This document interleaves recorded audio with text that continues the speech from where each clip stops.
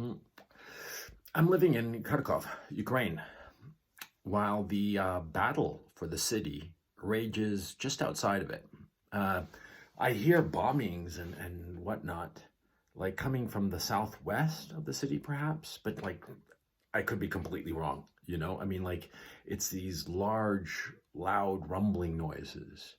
Occasionally, like a random bomb will go off, but I have no idea what it is or what it signifies or who's shooting whom. I have no idea. And that's what it's like to live in a war zone. Mhm. See, living in a war zone, everybody's locked up or they have left. One or the other. Everybody's just staying tight in wherever it is that they live and just hunkering down, and a lot of times sleeping in their basements or whatever. Or they have left. They've left the city, and the city has this feel of being completely abandoned, you know, like some post apocalyptic movie. That's how it feels. And the subjective feeling while you're in such an environment is that you are simultaneously incredibly bored and constantly stressed. But it's like this low level stress, a tension, you know, that's constant, but kind of low level, but it's enough that you can't really focus on anything that you'd like to do. I mean, like, you know, you think that it's kind of like a vacation in a way. You know, you're not working, so you could perhaps, you know, focus on some other activities or some other interest, but you can't get your brain to focus on some other activity or some other interest because your brain in the back of your head, you're stressed. That's what's going on. And any little noise or anything that sort of like changes your environment just freaks you out. Earlier today, I was doing a video and doing a video on the reserve currency status of the dollar. You know, trying to get my mind off of my constant tension.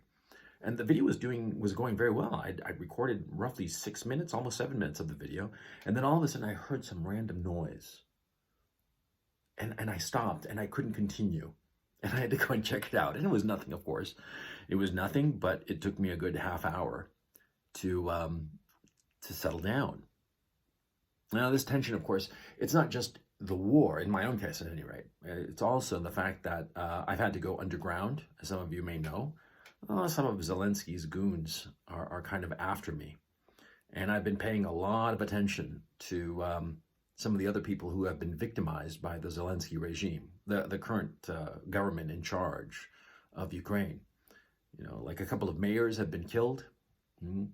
Even one of the delegates of the negotiating team that Zelensky sent to talk to the Russians, even one of those guys got killed. He was accused of being a traitor, and they shot him on the spot.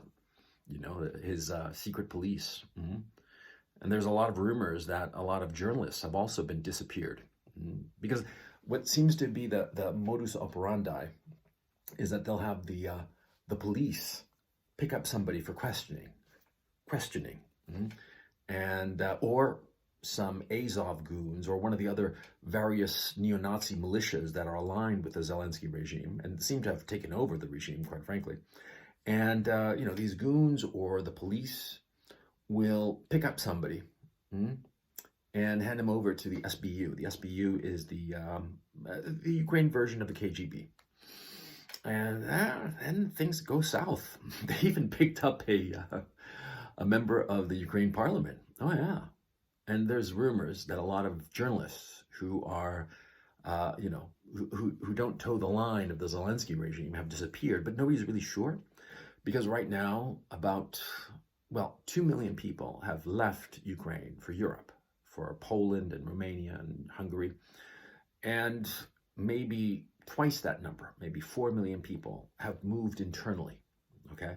So in all that flux, that motion all over the country, people aren't sure if somebody got snatched by the Zelensky regime or if they're just out hiding somewhere, you know, out in the country. I mean, a lot of people are going out into the country to some random spot, some random corner, you know, where they have their grandmother or whatever, and they're hiding out there. But see, we're not going to really know who's gotten snatched and who's just, you know, on the run because of, you know, trying to get away from the war. We won't know for several weeks, if not months. and yeah, that's worrisome. Mhm.